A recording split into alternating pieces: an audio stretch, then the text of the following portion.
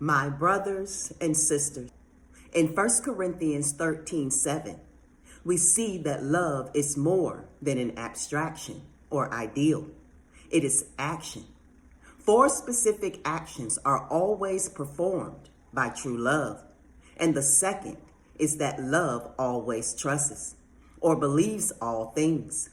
First, we should understand what this description of love does not mean.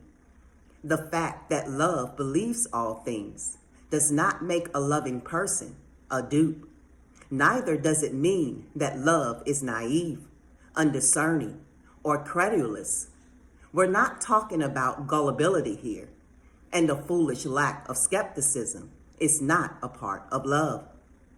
The Greek word translated as believes is a form of the verb pisteuo, which means to believe, place faith in, or trust. The word is a common one, used 248 times in the New Testament. Many times this word is found in context in which belief is an expression of love. Those who love will always believe in the other person. There is no second guessing or questioning of whether the person should be loved. Love is simply given. It is unconditional.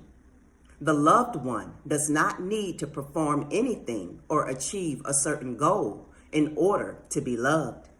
Just as Yahuwah loves his children unconditionally, he calls us to love others.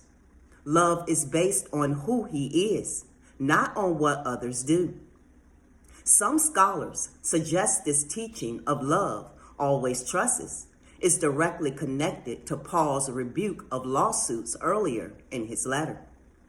In chapter 6, we read of believers bringing lawsuits against one another in the local courts.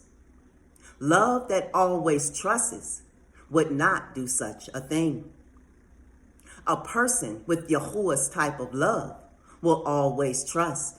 That is, he will not be suspicious of the one he loves. He will be slow to believe any damaging news concerning the loved one and will always give the benefit of the doubt. Whatever the situation, love is ready to trust.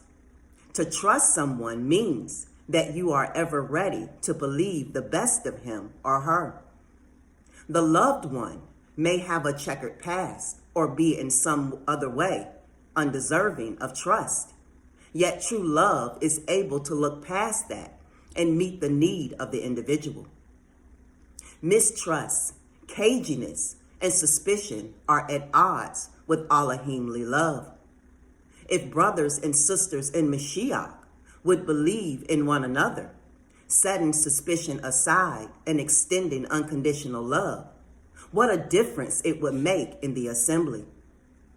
When our focus is on Mashiach, we can show his love to meet the needs of others. The final verse of 1 Corinthians 13 lists 3 things that will always remain: faith, pistis, hope, and love. The follower of the way need never to be without these gifts. His nature is to believe and to love. Shalom.